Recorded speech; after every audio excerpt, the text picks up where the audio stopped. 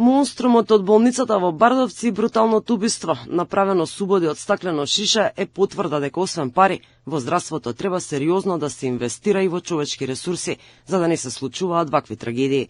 Министерот за здравство, Азир Алиу, најави дека во тек е постапка за утврдување на одговорност за бруталното убиство кое го изврши 35-годишниот Димитар Спасов од Неготино и со стаклено шише го усмрти 62-годишниот ИТ од Скопско Љубанци. Алиу вели дека уште пред месец дена предупредил за потребата од инвестиции за болницата во Бардовци, но и дека се преземаат сите мерки за да се расчисти случајот.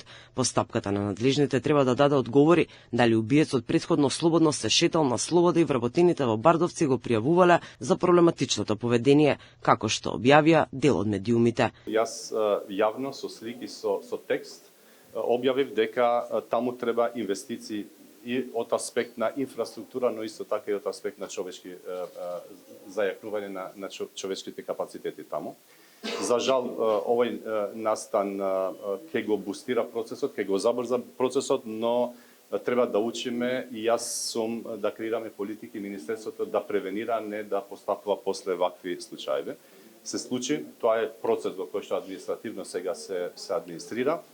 Пред 2 дена Спасов крвнички со стаклено шише го ударил 62-годишниот пациент кој од силните удари паднал во безсознание.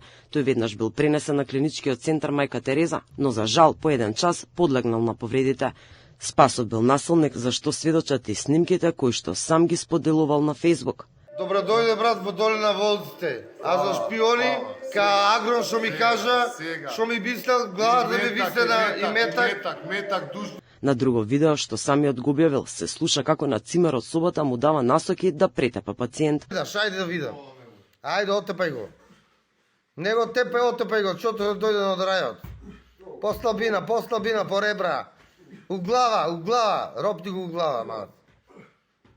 Инаку Димитар Спасов повтор пат ја згрозува јавноста со убиство. Тој е осуден пред повеќе од 1 деценија за убиство на мајка си, која го извршил кога имал 23 години во стан во центарот на Неготино. Мајка му на Спасов имала 10 убоди од нож по вратот, стомакот и градите.